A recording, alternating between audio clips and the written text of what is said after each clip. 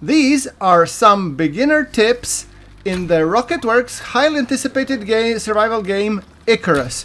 So, let's dive in. These are the tips that I have learned by playing the first beta weekend. Hopefully, they will help you get on your feet quicker and avoid some beginner mistakes that I have made and ensure that your start in Icarus will be much smoother than mine was. Alright, tip number 1. When you exit your drop pod, you want to immediately start gathering some sticks and stone in order to craft your stone axe and stone pickaxe. Sticks and fiber can be gathered by harvesting bushes and small trees, while stones can be gathered by picking them up from the ground. Best early place to find the most stones is around the lake, as there is less foliage, so they are pretty much easy peasy to spot. Alright, tip number 2.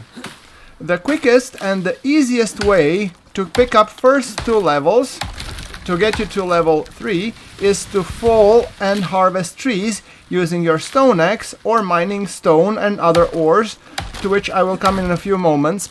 However, the trees will give you roughly 300 XP per part chopped and harvested, while mining stone and other ores will give you between 30 and 360 per swing, median being between 90 and 120 per mined ore.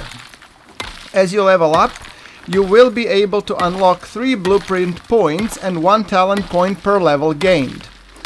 So, tip number 3. It is quite easy to be overwhelmed at start with a tech tree, as there are many things that you need to unlock in order to survive and thrive, but these are some of my tips regarding the first couple of levels. First 2 levels, I'm mainly focusing on basic survival needs, meaning food, water, oxygen, and wound treatment. In the beginning, you can harvest some berries, but given how much health they give you, you want to be switching to a more protein-rich diet quickly. So when I get to level 1, I would typically go with these first 2, So this is what I would do in the first 2 levels. For level 1, I would go first with the wooden bow and stone arrow and stone knife. The reason being, you can get away also with the wooden spear, but given its drop-off and size and the fact that only one spear can only occupy the space in an inventory slot, it's not worth the hassle yet. Bows and arrows are much better option for hunting, giving you greater range and higher chance to actually catch something. Once you got that crafted and eventually you level up to the level 2, I would typically invest in campfire, basic bandage, and oxidizer. Now, the first 2 are pretty much intuitive, given the fact that you need campfire to cook meat and basic bandage to heal yourself. However, I was not aware when I started how much benefit there is to having oxidizer early on. It is basically a contraption that converts oxide ores into breathable oxygen. Initially, I was just using oxides like food, and gains from those were truly minuscule. Oxidizer is really a game changer, and that is the reason you would want to have it as early as possible. Then when it comes to going to level 3, I would typically start preparing, but not yet building the shelter related items, but I will come to that pretty soon. So, usually, after you get to level 2 and get these things up, at this point, so that is tip, guess number 4, or at this point usually the hunger kicks in, so you want to do a little bit of hunting. Deer are the biggest targets, and if you aim for their head from the stealth position, which you can get into control by crouching and see the stealth meter, it's actually quite similar to Skyrim. And if you manage to hit them, just right in the head, you might crit and bring them down by a single arrow or a spear to the head. Just make note that you take your stone knife in your hand and hold F to skin the animal. Because I was also looking and trying to how do I skin it, but you actually have to be holding the stone knife. Now here's an extra tip. Do not, and I repeat, do not leave animal carcasses, whether it's skinned or not, as it will attract predators. I've been killed by wolves more than once, and as I left deer carcasses close to my base. Yeah, I know, dumb. The better option would be to take a stone pickaxe in your hand and harvest the carcass for bones after you have skinned it. as after level 5 you can actually use them to make bone arrows, which are much better than stone ones. Also, you want to be putting your meats and the fish on the stone fire to ensure they're properly grilled. Unlike Valheim, you do not need to worry if they will turn into charcoal, unless the meat has spoiled before putting it on the fire, that is. Also, you could put some talent points into naturally preserved, and that will result in your food lasting a little bit longer, which is always welcome. Alright.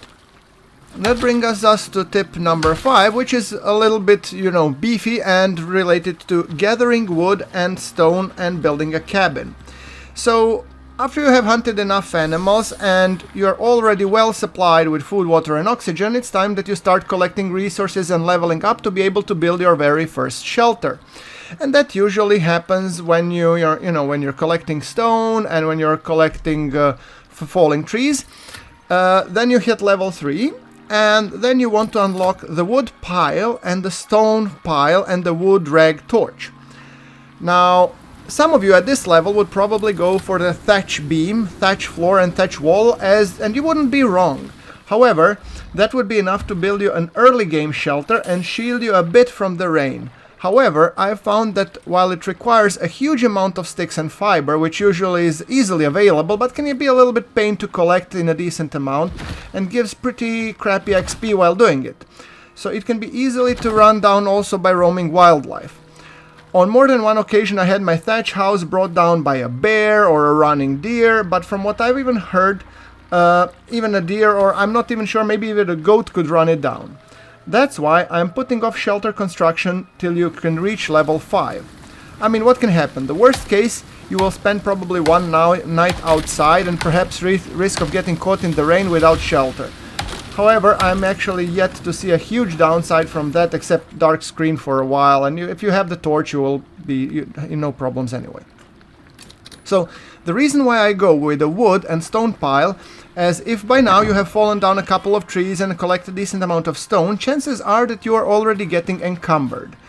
These two pile items are a great way to organize resource deposits that you will pile up near a site where you want to build your cabin.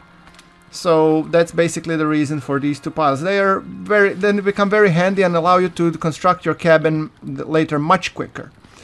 So the torch has two functions. Well, providing light, obviously, if it gets dark, well, duh. However, the second one is keeping you warm in the event of rainstorm. So, coming up to the level 4, there are two more things you want to get, while saving the 1 point for later. So, on the level 4, you want to get basically bedroll and wood spear, and save one blueprint point for later. The wood spear, while we said it was slightly redundant if you're using bow, is still the best tool or weapon to have if you get attacked by a wolf or a bear. You can throw it as well, but do not do it if it's your last and only one, otherwise you just might become a wildlife lunchbox. Also, it is pretty decent for fishing. Bedroll is a place where you can sleep overnight and also set up your spawn as a spawn point in case you die. It comes into play when the shelter and cabin is built. Last build point you will want to save when you hit level 5. And now we're talking again a little bit mining and everything, because that's the quickest way to get XP. However, when you come to level 5, we are talking now wooden beam, wooden floor, wooden wall, and wood roof, because as I told you, if you save that one build point from level 4, you can unlock all these 4. So here is where we finally unlock the wooden cabin components, and that is why we needed to save additional blueprint point. Given that Icarus model's weight distribution, you need to also support your walls and floors in key places to prevent them from breaking down. That is why it is a good idea to unlock all 4 main wooden components: beams, walls, floors, and roof. You can press R to rotate the component when building it, or hold the R key to see component variants, for example like doorway or window instead of just plain wall. So if you have been following this guide and gotten to basically level 5, you're already pretty decently set up for continuation of, your journey. So I'm hoping that these tips will give you a decent start and help you avoid some of the typical beginner mistakes I made and which I was experiencing while collecting the knowledge for this tutorial.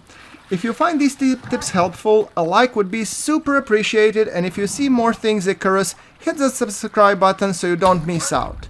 Thank you again for watching, and this is Survival Joe signing off. And cut.